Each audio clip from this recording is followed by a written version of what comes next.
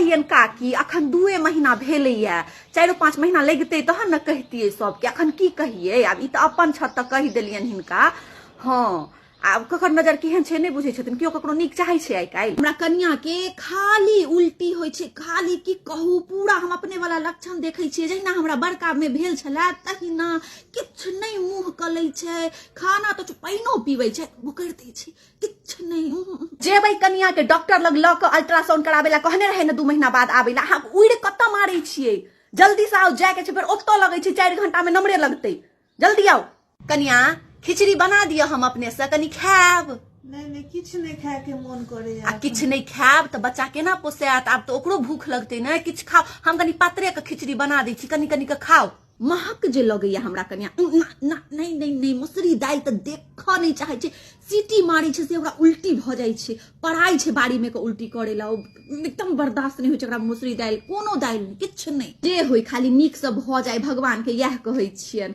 मोन त होइते रहे छै पोता भ जैते त हमरो मोन निश्चिंत भ जैता ओकरो मोन निश्चिंत भ जैते बेटा भ जैते लेकिन ओकर त पहिल बच्चा छै देह में त ओकरे कष्ट हेते बेटा होय कि बेटी होय एके रंग केस कष्ट हेते त की करबे भगवान के प्रसाद छै अपना हाथ में छै कहू अपना हाथ में छै बेटा की बेटी जे हेते नीके हेते आब की होय छै बेटा बेटी एके रंग।